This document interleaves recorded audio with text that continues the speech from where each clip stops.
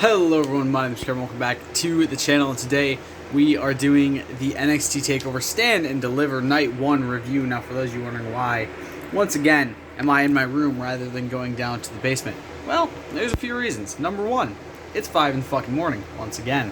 I haven't slept yet. I finished pay-per-view a few hours ago, it was really good. We finished it about like midnight, give or take, 1 a.m., something like that. First off, I want to say, Peacock is terrible. not normally, not for like normal stuff, not for like watching TV shows and shit like that, and watching things that have already been aired. For live WWE content, it's fucking terrible. We went to go watch NXT TakeOver on Peacock, and it was live when we went to watch it. And we could not watch from the beginning. We had to watch where it was at until the end, basically, is the way it was trying to set it up. And I was like, nah, fuck that. I'm not ready to watch this. I have to watch other things before. It was like an hour and a half in. And I'm like, why can I not rewind this? This is so dumb. Why can I not start this from the beginning like I could on the WWE Network? And it's making me look at this like WWE Network literally just went away because Vince wanted money, and he's brought it to a service that does not work as well as the WWE Network did for live pay-per-views. And that's very fucking annoying to me because I don't enjoy that. I have to deal with this 3 more times this week. 1 time tonight for NXT TakeOver Stand and Deliver Night 2. Once on Saturday for Mania Night 1. And once on Sunday for Mania Night 2. So when Jesse and I watched the pre-show, because we had to watch the matches on the pre-show, which technically was still a part of the TakeOver on there, but we couldn't actually watch it legitimately because it wasn't actually able to be restarted. So we had to watch it on Facebook on our phones, and we were like a bit behind, so it was kind of funny because we had to listen to, like, we'd hear things that he'd just heard, like one of us had just heard like 5 seconds ago. Like I'd hear something that had just been said on his a few minutes ago. It was great. It was hilarious. I loved it. But other than that, I did not like the way Peacock ran things. So luckily, the first night of TakeOver Stand and Deliver was also on the USA Network, so we watched it on there. Tomorrow, it will finish about an hour after I get out of work, which means we'll have to start that at like 11, I'm assuming. Or no, it ran about 3 hours, I would say. I think it was about 3.5 hours, pre-show included. And if they don't have a pre-show for night 2, which is right now, it's not looking like they're going to, then it means that it will probably be about a 2 to 3 hour show, which is decent. So it means we'll start at like 11 and finish at like 1 or 2, which isn't too bad. So we're going to start with the very first match. We had a women's singles match, Toni Storm versus Zoe Stark. The prediction was Storm for both. If you guys saw the prediction video, I did pin a comment from me on there saying that this match was added, and I had already recorded the video, and the video was already uploading before I realized it was added, so I just said screw it. Put it down in the pinned comment for what me and Jesse's predictions were. If I remember to today before I go to work, I'm going to put the predictions for night 2 that Jesse and I have onto my Twitter as well. I forgot to do that last night, and that one's on me. I was just busy as hell most of the day, going to shopping, getting a bunch of stuff done, and having a bunch of headaches because of stupid things. So, yeah. Mickie James and Vic Joseph were on commentary, which was really nice. I like that. Storm was in control off the start. It was a really good start to the match. Lots of hard-hitting offense. She went up top, but she hesitated and got hit with a superplex. Stark reversed a German suplex, hit some elbows, and then a German suplex of her own. She tried for 2 pins after a very, very big knee strike, but neither of them connected properly. Neither of them were 3 counts. Big face buster to Stark for a 2 count. Storm Zero was avoided. Big kick to the face for a 2 count. Stark countered Storm Zero into a roll-up. 0-1 on predictions for Jesse and I. 10 out of 10. I thought it was a pretty good match. I thought it was a great win for Stark. She's fantastic. The roll-up was kind of the one thing I hated about it. I would have rather seen her get a definitive victory, but I'm excited to see where she goes from this. She's fantastic. I think she's been doing great so far in the start of her career with WWE. So yeah, I've been enjoying it a lot, actually, watching Zoe Stark in the ring. She's fantastic. Match number 2, we have a men's singles match with Pete Dunne versus Kushida. Prediction was done for both. The biggest moment came pretty quick in the match. Dunne hit the X-Plex on the apron and started attacking the joints. It was great. I thought to see an X-Plex get hit. He was standing on the floor and hit the X-Plex on Kushida and dropped him right on the apron. I thought it was really cool looking. Chops back and forth, drop kick to Dunn. Dunn rolled out away from Kushida. Springboard back elbow followed by a kick on the ramp. And yes, the springboard back elbow was also on the ramp. Fastball punch reversed into an octopus stretch. Kushida reverses it almost to a hoverboard lock. Springboard back elbow is caught. Finger break. Big slam with a cover after for a 2 count by Kushida.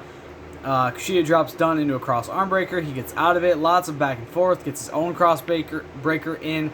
Cross arm breaker, goddamn, in, and then more back and forth. Hoverboard lock is in after the slam from the top turnbuckle, which is always my favorite way to see him get that in.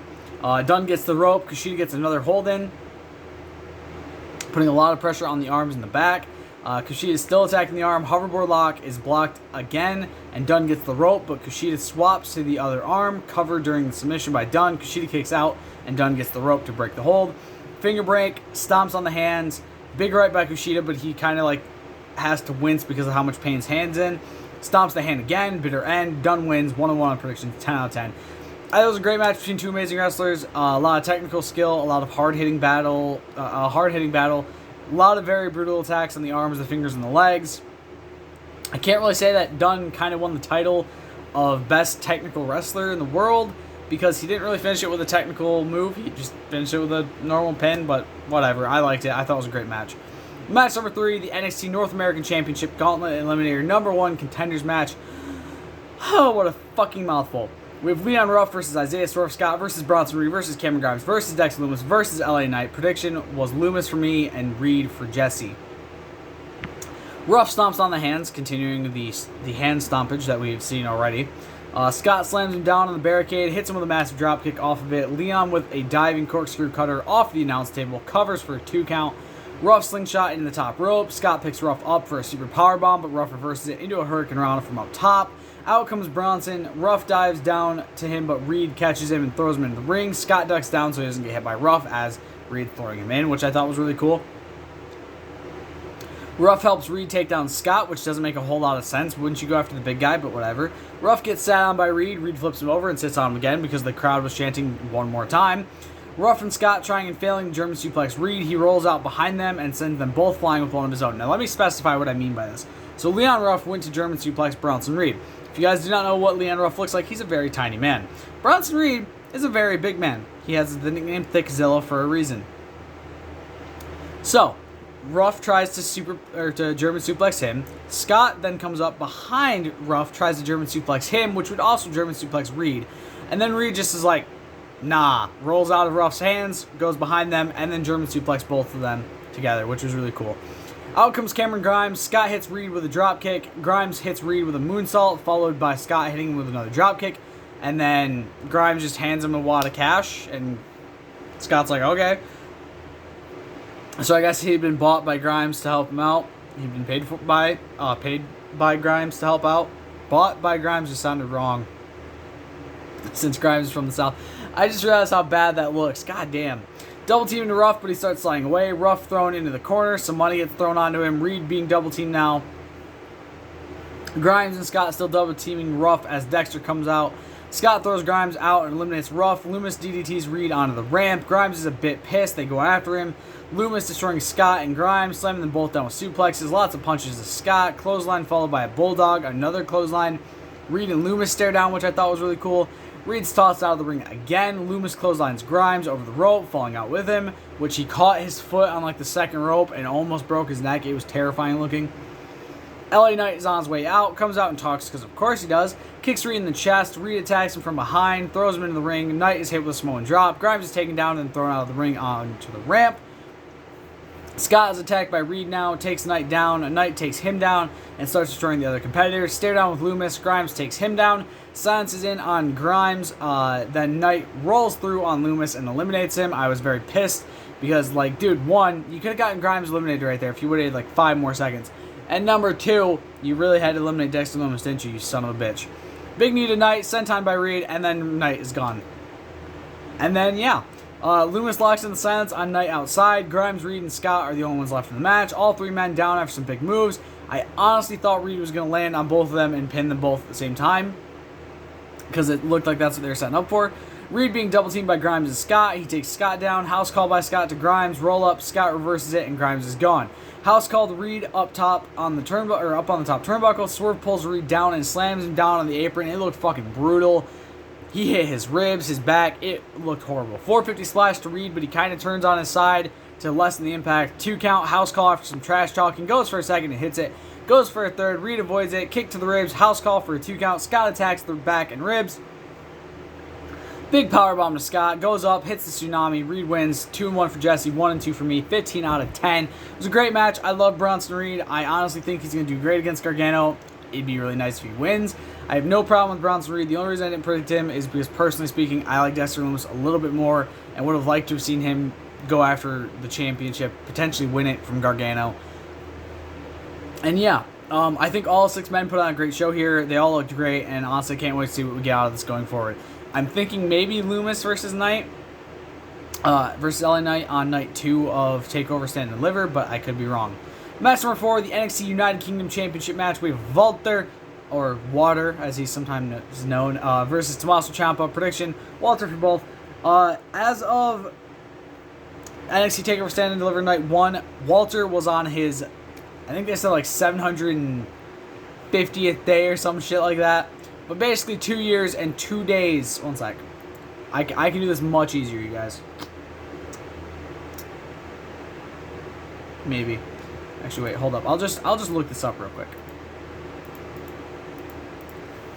NXT UK Championship. We'll go look and we'll get the definitive answer. Because I can't remember exactly how many days it is. But basically 2 years and 2 days is the total so far. Or it was as of yesterday. It's like 732 days, which is insane. Like, straight up insane. 732 days is how long he's had that championship at that point. And yeah, this is the first 2-year reign since the 1980s, according to Wade Barrett. I don't know if that's true or not. And the longest championship reign of the modern era. Previously, this championship reign was held by, who was it? Actually, you know, I stress it was Pete Dunne, the champion, who was UK champion before him. And I think before that, it was, oh, fuck. One sec. Let me go look. Give me one sec, guys. I don't actually know. One sec. It's hard to find. Like, it's hard to really,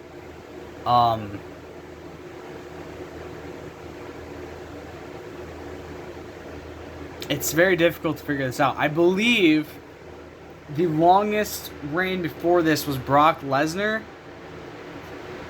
with his Universal Championship reign a few years ago.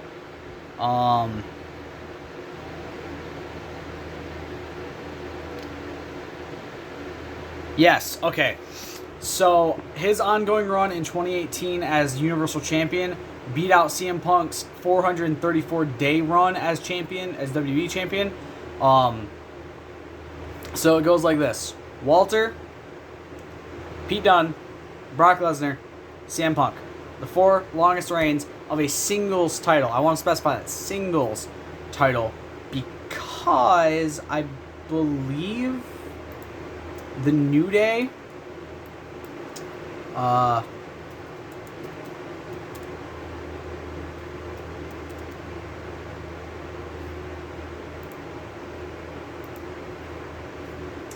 believe the New Day have the longest. Oh, no. Yeah, they do. Okay. So they do have the longest tag team championship reign in the WWE history at 483 days, which also beats out both Brock and CM Punk's reigns as singles champions. But, again, like I said, I want to only count singles championships, so yeah. But still, that's insane to have a singles championship for over a 2-year reign. Nobody else has gotten that far with a singles championship or a tag championship in the modern era so far. So to say that Walter has that is really cool. But yes, so currently the longest title reigns in WWE currently because of the modern era. The top 5, Walter, Pete Dunne, the New Day, Brock Lesnar, CM Punk, I believe is the order. Because I believe that post I saw, Brock Lesnar lost the title not too long after that, but I can't remember for sure. Ciampa's in trunks for the first time in a while. he's in control. And he starts taking to Walter. If you guys don't know what the fuck I'm talking about, Ciampa has been wrestling in jeans a lot recently. He's been wrestling in pants, like cargo style pants. But yeah, this is the first time he's been in actual pants for a while, or trunks for a while. Ciampa's caught with a massive chop as he tries to go for a running knee strike. More chops. The Ciampa kicks him down off the turnbuckle, which looked brutal because I don't think that was supposed to happen. Massive chop breaks the announce table cover. Ciampa slammed on the apron. Willow's bell is avoided. Walks Ciampa over to the corner. Chop to the elbow. Ciampa kicking the hand repeatedly. Trying for a German suplex. Massive big boot. Half Boston Crab is locked in. Moves it over to a crossface. Hits another boot to Ciampa. Basically, the reason he moved it to a crossface is he couldn't really lock it in with that right hand of his. Big suplex bringing Ciampa from the apron over the ropes. Kicks to Ciampa, telling him to get up. Big knee strike to Ciampa. Big elbow to Ciampa. Small boots to the face as Ciampa's on the ground. Big clothesline, a second, a third, and Walter's still up. Another, and again, a diving strike. Clotheslines against the rope. Walter is still up. It has gone to commercial break at this point. Clotheslines to the back and front as he builds up speed. Lots of them. And then finally, after what seemed like 10 minutes of just clotheslines, Walter breaks out with a massive fucking chop. Followed by another. Clothesline taking Walter down. Hits a slam, taking him down for a 2 count. Fairy Tale ending is avoided. Suplexes him down. Ciampa doesn't let go. Fairy Tale ending hits for a 2 count. Massive German suplex with a release, followed by a massive clothesline for a 2 count. Ciampa biting the right hand. Big forearm. Ciampa rolls through into an armbar, bending the fingers. Walter gets the rope. Ciampa attacks the fingers before breaking. Ciampa's unloading on a grounded Walter. Willow's bell. Walter throws him on the rope. 10 beats of the body run, basically. It was kind of that sort of thing by Walter before Ciampa reverses, attacking the hand against the turnbuckle. Headbutt to Ciampa. Ciampa goes up with Walter. Ciampa hits a big slam from the top turnbuckle for a 2 count. I can't remember what the move's called for some reason, but it's kind of one of his signatures.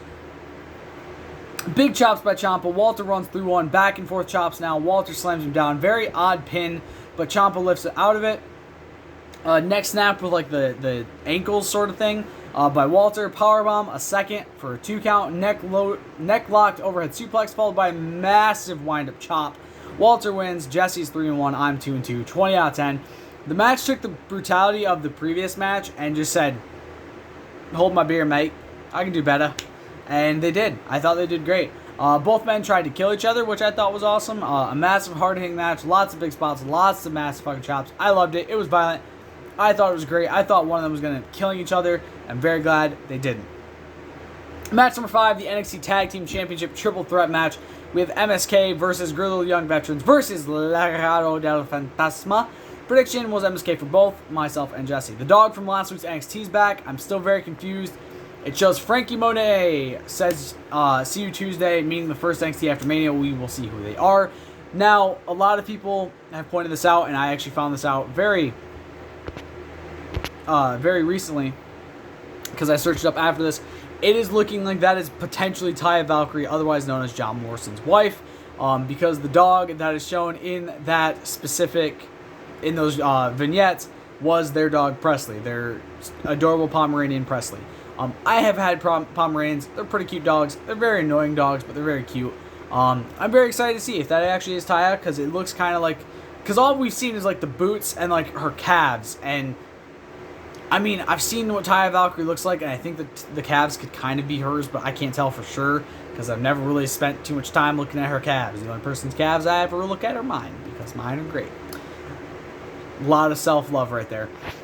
Grizzled Young Veterans and Legado del double teaming MSK, so it's, who was it? Who was it starting? Gibson and Wild, I think, started it, double teaming Wes Lee.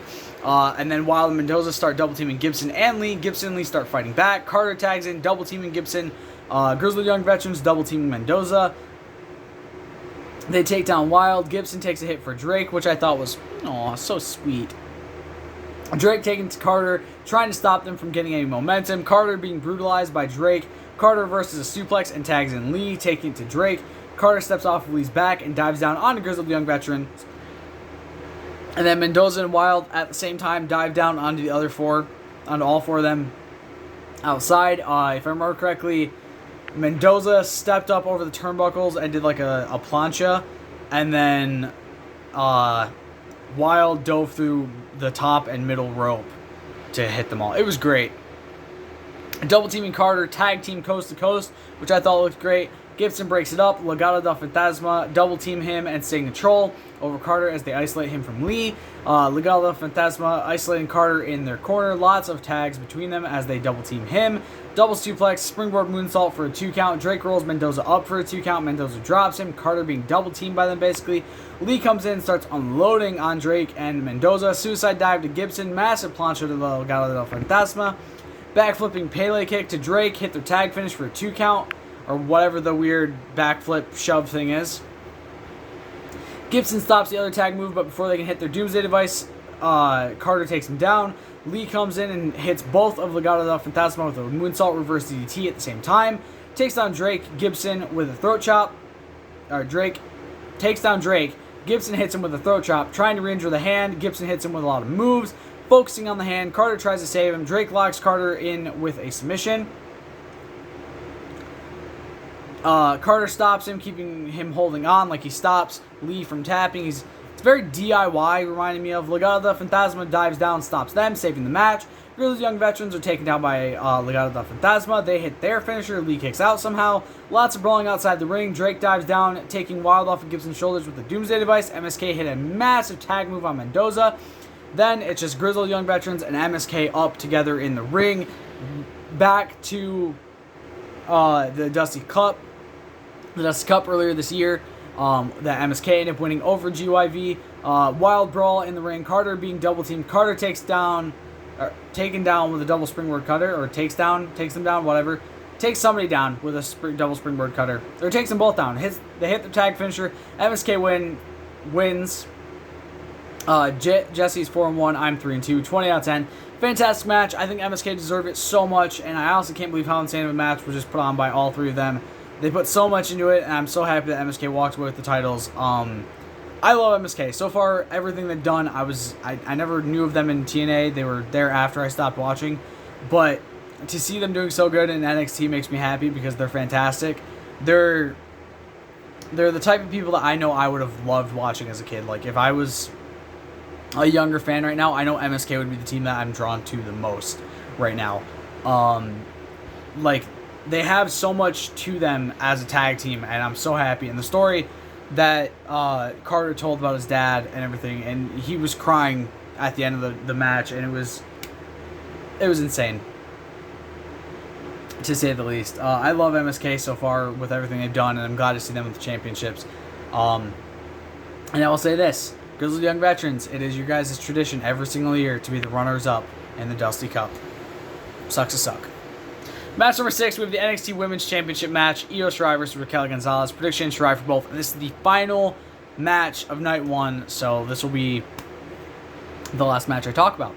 Gonzalez drives Shirai to the corner, many shoulder tackles, a big boot. Gonzalez is in massive control. Shirai claps her legs into Gonzalez's face. Shirai is taking a bit of control in the match, tries to hit cardiac arrest, but Gonzalez stops it. Suicide dive, taking Gonzalez down.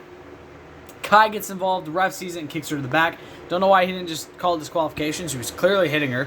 Gonzalez goes to take Shirai down, but Shirai takes her down instead. Springboard moonsault to Gonzalez outside. Goes for it again, but Gonzalez grabs her down and hits her with a long dart to the outside of the turnbuckle. Gonzalez keeping control with lots of quick, strong attacks. Shirai kicks out after a trifecta of elbows. Gonzalez tries to go for a suplex, but is stopped. Shirai reverses out of it and hits some chops. Gonzalez goes for a powerbomb, but Shirai... Oh, my neck. Rolls it through and hits a double stomp off of the reversal. 619 to Gonzalez. A big springboard missile dropkick. Hits a Canadian Destroyer, which looked fantastic. Gonzalez goes for a massive spinebuster. Shirai reverses it to a crossface. Gonzalez gets to the rope. Shirai heads up top and hits the over the moonsault onto the ramp. Runs up the ramp and hits her with the double knees to the face. Shirai on top of the skull, dives down on Gonzalez, taking her out on the ramp. Over the moonsault, 2 count as Gonzalez kicks out of it to be the first person to ever kick out of it, I might add, which they said on commentary. Big boot to Shirai, massive spinebuster, chokeslam to the mat, or massive spinebuster chokeslam thing, her one-handed powerbomb out to the mat outside the ring. Powerbomb to Shirai, covers, Gonzalez wins, 10 out of 10. 4-2 for Jesse, 3-3 for me. Pretty good match. I would have enjoyed someone else taking the title off of Io or her retaining it tonight. And I'm assuming most likely she is heading to the main roster. It seems like what's going to happen now. She's done a lot in NXT. She's been a fantastic champion for nearly a year. And I think potentially the Raw or SmackDown after Mania, we could definitely be seeing Io going up to the main roster. I don't really hate that idea. I'm not super excited about it with how WWE's main roster has had some of the stuff for the NXT call-ups. But hopefully it ends good with Io because she's fantastic. But that's going to do it for night 1, you guys. I will see you all for the night 2 review. And if there's any other matches that need to be added in before I go to work, I will. Otherwise, I will get a prediction from Jesse, and I will just write them up on my Twitter or in a pinned comment on the predictions video. I hope you guys enjoyed. I'll see you next time. Stay golden. Peace.